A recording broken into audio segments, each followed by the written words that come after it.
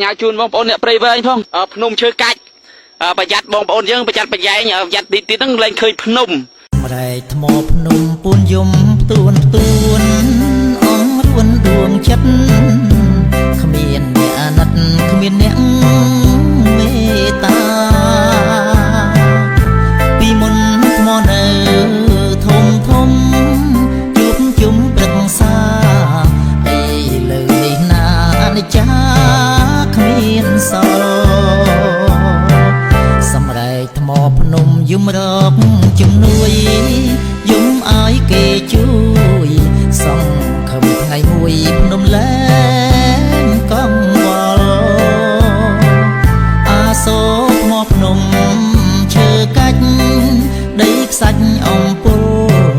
ลานแบนโจดอเส้นควอลติดหาทมบันลือโซพังสมเลงลึกโตคลังทมอบะทะเลงเกรียงขมิ้นสลวยลายปรีเชอก็สระตึกแผ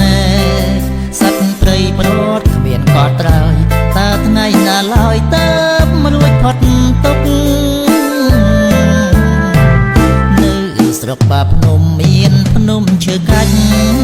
สมรักดวงจันทร์บาพนมรองควันอนัตแนงสรกรวงเนื้ออาศัยดอยพนมปูนยมแหลงศก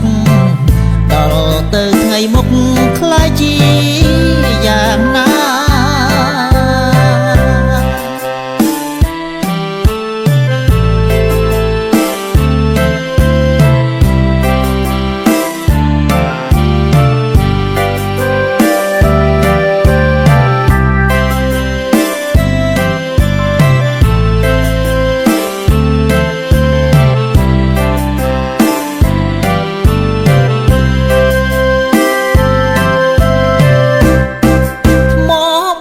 โซพังสมเลงลึกโตคลังทมบะแผลงเกรียงขมิ้นสลวยลาปรีเชอก็สระตึกแผนสัตว์ปรีโปรดขมิ้นกอดตรายตาไงน่าลายเติมรวยพอดตกสรกบาพนมเมียนพนมเชื่อกันสมรักดวงจันทร์บาพนมรองวัดอนัตแนงสรกรวงเนื้ออาศัยดอยพนมปูนยุ่มแหลงศกดอลเติร์ไงมุกคล้ายจีอย่างน้า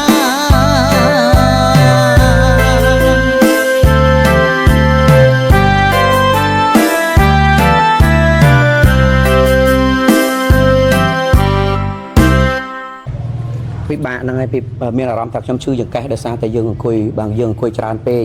មានអារម្មណ៍ថាឈឺចង្កេះហើយចាប់ដើមឈឺជង្គង់ចាប់ដើមមានអារម្មណ៍ថាដូចជាឈឺសន្លាក់បាទជាក់ស្ដែងបងបានប្រើប្រាស់ផលិតផលមួយណាដែលបងមានប្រសាសន៍ថាបងស្រួលខ្លួនមិញណាបាទគឺខ្ញុំប្រើប្រាស់ផ្នែកខាងប្រភេទម្សៅណាអូម្សៅបាទហ្នឹងហើយសូមអានេះទុកវិញសិនបាទហ្នឹងហើយខ្ញុំ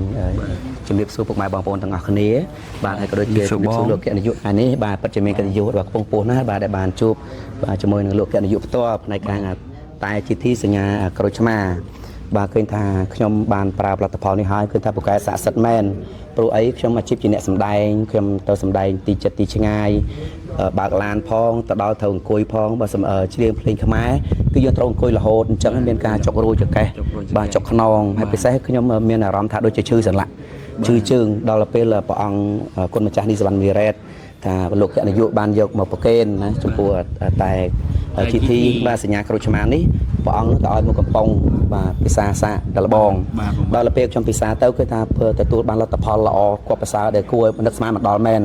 បាទគឺថាជើងដែលឈឺចកេះដែលចុករួយនឹងពេលដែលពិសាទៅបាទគឺបាត់បាទហើយពេលដែលខ្ញុំមានអារម្មណ៍ថា តាំងចំោះផ្ដាសាយហ្នឹងបាទព្រោះអីយើងជាអ្នកប្រើសម្លេងយើងអត់ងុយបើដល់ពេលភាសាតែទៅធ្វើឲ្យធូរបាទធ្វើឲ្យធូរបំពង់ខ្យល់ហ្នឹងវាខ្យល់ដកដង្ហើមហ្នឹងក៏ស្រួលហើយអធិស្ឋានដល់ការបន្ទោបងហ្នឹងក៏ស្រួលតែស្រួលទៀតបាទអញ្ចឹងគឺថាតែក្រូចឆ្មាសញ្ញាតែជាទីសញ្ញាក្រូចឆ្មានេះបាទពិតជាមានអត្ថប្រយោជន៍មែនហើយខ្ញុំក៏សូមអរគុណចំពោះលោកអ្នកនាយកហើយក៏សូមលោកអ្នកនាយកបាទជួយណានេះបង្កើតសមិទ្ធផលថ្មីព្រោះនេះជាស្នាដៃរបស់កូនខ្មែរពិតជាមោទនភាពមួយដែលកូនខ្មែររបស់យើងអាចធ្វើបានកូនខ្មែររបស់យើងអាចធ្វើបានបង្កើតបានជាឱសថនេះពូកែស័ក្តិសិទ្ធិមែនហើយវាជំនួយដល់សុខភាពវាជារឿងសំខាន់ណាស់សុខភាពសម្រាប់បុគ្គលដទៃទូទៅផងដែរបាទហ្នឹងហើយអញ្ចឹងតែ GT សញ្ញាក្រូចឆ្មានេះពិតជាពូកែស័ក្តិសិទ្ធិមែន